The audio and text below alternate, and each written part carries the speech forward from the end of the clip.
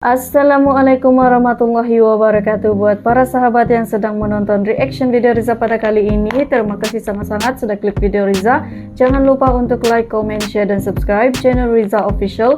Dan pastikan kalian turn on notification supaya kamu tidak ketinggalan dengan any updates dari Riza. Oke? Seperti yang kalian nampak dalam tajuk video Riza kali ini, Riza akan mereaksi sebuah video yang berjudul Mengagumkan Begini Kronologi Lahirnya Hari Pahlawan 10 November Surabaya. Seperti yang kita tahu, setiap 10 November Indonesia akan merayakan Hari Pahlawan. Video ini sangat-sangat menarik untuk sama-sama kita saksikan bagaimana sejarah dan kronologinya lahir Hari Pahlawan 10 November di Indonesia. Satu pengetahuan bermanfaat insya Allah untuk kita semua. Tanpa membuang waktu yang lama, jom kita saksikan bersama-sama video yang dikongsikan dari channel Ayah. Enjoy watching and don't skip. Oke? Selama banteng-banteng Indonesia masih mempunyai darah merah yang dapat memiliki garis dan putih, merah dan putih, maka selama itu tidak akan kita mau menyerah kepada siapapun juga. Kita tunjukkan bahwa kita ini adalah benar-benar orang yang ingin merdeka. Dan untuk kita saudara-saudara, lebih baik kita hancur semua daripada tidak merdeka. Merdeka atau mati, sekali merdeka tetap merdeka. Itu dia potongan pidato Bung Tomo Assalamualaikum tadi. warahmatullahi wabarakatuh. Waalaikumsalam Jumpa warahmatullahi lagi di Adi wabarakatuh. Channel dalam playlist Menolak Lupa. Indonesia telah merdeka pada 17 Agustus 1945 setelah Bung Karno memproklamasikan kemerdekaan Indonesia di rumahnya di Jalan Pegangsaan Timur 56 Jakarta. Namun ternyata perjuangan rakyat Indonesia dalam mempertahankan kemerdekaan dari tangan penjajah belumlah usai. Meski sebenarnya pihak Belanda telah menyerah tanpa syarat kepada Jepang, dan Jepang menyerah kepada Indonesia, pergolakan memperebutkan Nusantara masih saja terjadi. Bagaimana perjuangan tersebut hingga akhirnya melahirkan Hari Pahlawan? Apa yang terjadi pada 10 November 1945? Inilah Menolak Lupa, episode lahirnya Hari Pahlawan 10 November. Sebelum memulai, tidak bosannya kami mengingatkan untuk klik tombol subscribe, tentang notifikasinya, dan like, serta bagikan video ini jika kalian menyukai dan merekomendasikannya. Dengan begitu, akan menjadi pemompa semangat kami untuk memberikan informasi-informasi seputar sejarah yang pernah terjadi di Indonesia. 1 Maret 1942, tentara Jepang mendarat di Pulau Jawa, dan 7 hari kemudian, tanggal 8 Maret 1942, pemerintah kolonial Belanda menyerah tanpa syarat kepada Jepang berdasarkan Perjanjian Kalijati. Perjanjian Kalijati. Setelah penyerahan tanpa syarat tersebut, Pulau Jawa secara resmi diduduki oleh Jepang. 3 tahun berselang, Jepang menyerah tanpa syarat kepada sekutu setelah terjadi peristiwa di Hiroshima dan Nagasaki. Peristiwa itu terjadi pada bulan Agustus 1945. Dan dalam kekosongan kekuasaan asing tersebut, Soekarno kemudian mengambil alih langkah politik dan memproklamasikan kemerdekaan Indonesia pada 17 Agustus 1945. Belum juga genap 1 bulan Indonesia merdeka, pasukan tentara Inggris datang ke Jakarta pada tanggal 15 September 1945 dan kemudian ke Surabaya pada tanggal 25 Oktober 1945. Tentara Inggris datang ke Indonesia tergabung dalam AFNI atas keputusan dan atas nama Blok Sekutu. Alih-alih bertugas untuk melucuti tentara Jepang, membebaskan tawanan perang yang ditahan oleh Jepang, serta memulangkan tentara Jepang ke negerinya. Namun, di balik itu tentara Inggris yang datang juga membawa misi utamanya, yaitu mengembalikan Indonesia kepada administrasi pemerintah Belanda sebagai negeri jajahan Hindia Belanda. Tentu saja pasukan Belanda ikut membonceng bersama rombongan tentara Inggris untuk tujuan tersebut. Inilah yang kemudian memicu gejolak rakyat Indonesia dan memunculkan pergerakan perlawanan rakyat Indonesia di mana-mana. Kembalinya pasukan Belanda ke Surabaya turut diikuti berkibarnya bendera merah putih biru tanpa persetujuan pemerintah Indonesia daerah Surabaya di tiang pada tingkat teratas Hotel Yamato pada malam hari 18 September 1945, tepatnya pukul 21.00. Keesokan hari, para pemuda Surabaya yang melihat bendera tersebut menjadi geram karena mereka menganggap Belanda telah menghina kedaulatan Indonesia, hendak mengembalikan kekuasaan kembali di Indonesia. dan melecehkan gerakan pengibaran bendera merah putih yang sedang berlangsung di Surabaya. Massa pun berkumpul di Hotel Yamato. Dengan itikat baik, pihak Indonesia pun meminta perundingan dan negosiasi penurunan bendera asing tersebut.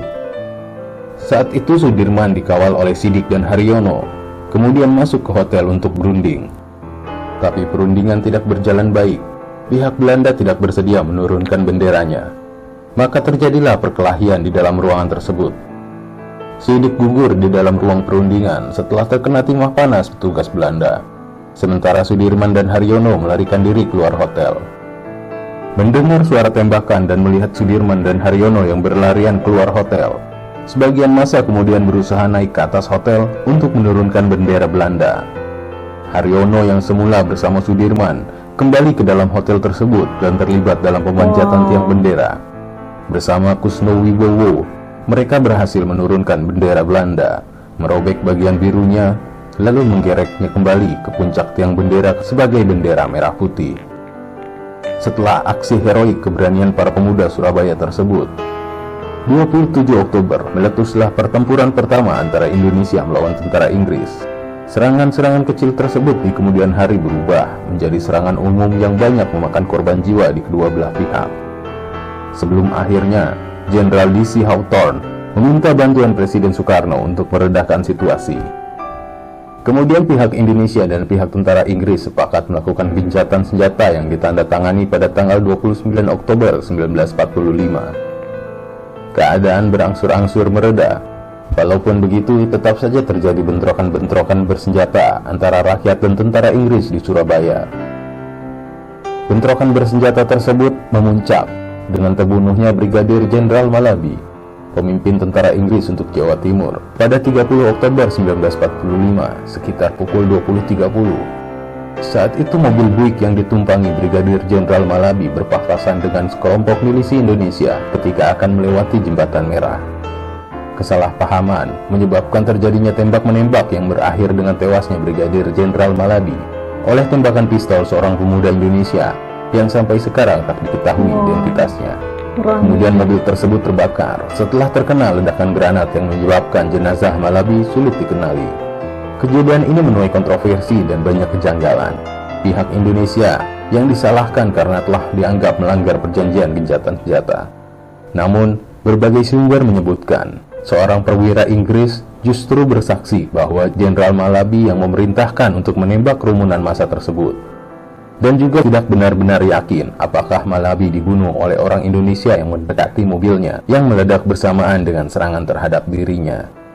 Meski begitu, kematian Malabi ini menyebabkan pihak Inggris marah kepada Indonesia dan berakibat pada keputusan pengganti Malabi, Mayor Jenderal Eric Carden, Robert Mansert, yang mengeluarkan ultimatum untuk meminta pihak Indonesia menyerahkan persenjataan dan menghentikan perlawanan. Menyebutkan juga bahwa semua pimpinan Indonesia, pemuda, polisi, dan kepala radio Surabaya menyerahkan diri dengan mengangkat tangan ke Batavia Weg atau Jalan Batavia.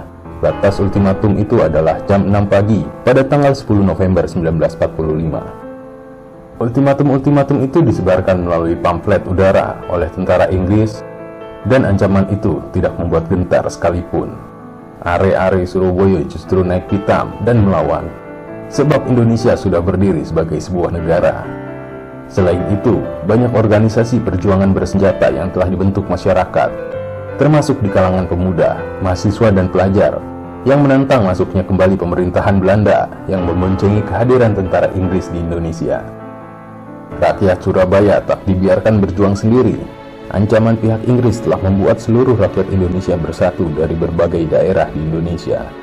Mulai dari pejuang Sumatera, Kalimantan, Maluku, Semuanya Sulawesi, bersatu, Bali, guys. hingga resolusi jihad yang dikeluarkan pimpinan Pondok Pesantren Tebu Ireng, yaitu juga pendiri NU, Kiai Haji Hasyim Asy'ari, dari hasil kesepakatan para ulama sepulau Jawa. Dampaknya, seluruh santri di Jawa Timur dan sekitarnya berduyun-duyun bergerak ke Surabaya. Santri dan golongan nasionalis bersama-sama bahu-membahu melawan Inggris. Nyaris seluruh sudut kota Surabaya dipenuhi pemuda dan kelompok bersenjata.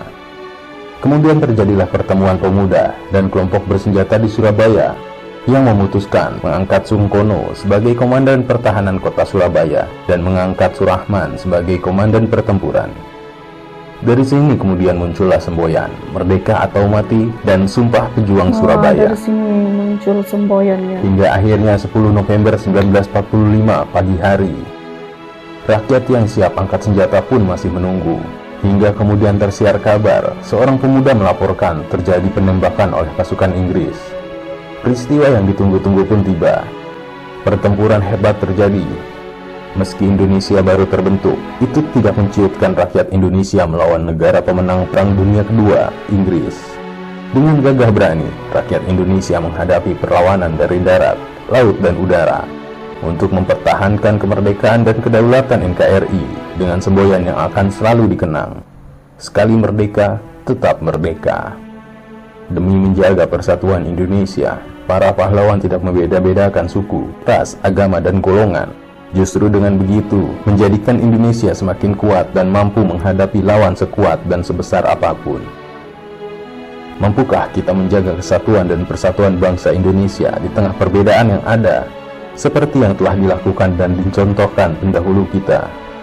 Saling menghargai, menghormati, menjaga toleransi di antara perbedaan yang ada akan membuat kita semakin kuat dan mampu menghadapi apapun yang menghadang, termasuk usaha pihak asing yang menginginkan perpecahan bangsa ini. Ingat kata Soekarno, bangsa yang besar adalah bangsa yang menghargai pahlawannya. Sebagai bentuk menghargai para pahlawan kita, seharusnya kita patut menjaga apa yang telah mereka perjuangkan dengan jiwa dan raga. Persatuan Indonesia. Terima kasih Reza telah ikut menyaksikan terharu, Menolak Lupa guys. dari Adi Channel. Dengan Jangan lupa untuk subscribe kronologi Adi Channel, bagaimana lahirnya centang tombol Hari notifikasinya, Pahlawan di serta like dan Indonesia. bagikan video ini kepada kerabat Anda, agar mereka mengetahui seberapa besar keberanian dan perjuangan pahlawan Indonesia dalam mempertahankan keutuhan NKRI. Jumpa lagi di video Adi Channel lainnya. Assalamualaikum warahmatullahi wabarakatuh. Perlawanan rakyat Indonesia berlangsung selama 3 minggu lebih 3 hari. Masya Allah, 16.000 pejuang yang tumpas.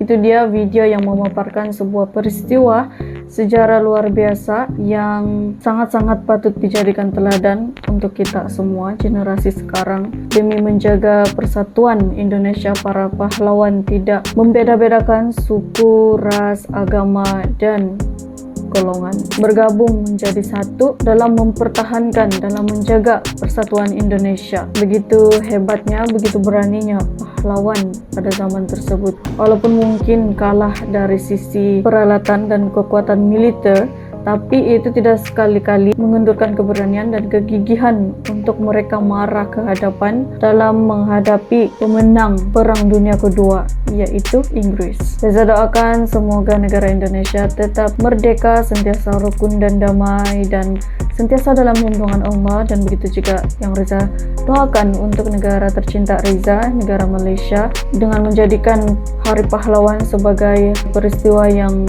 memberikan teladan kepada kita semua. Diharapkan kita semua menjaga kesatuan dan perpaduan dan kemerdekaan negara, walaupun di tengah-tengah perbedaan yang ada, perbedaan dari suku, ras, agama maupun golongan. Saling menghargai, menghormati, dan saling menjaga toleransi. Bila semua bersatu, itu akan membuatkan kita semakin kuat dan mampu menghadapi apapun yang menghadang. Sentiasa mengingati peristiwa Hari Pahlawan, menjaga apa yang telah pahlawan sebelum ini perjuangkan dengan jiwa dan raga mereka. Sampai di sini sahaja video reaction Reza pada kali ini.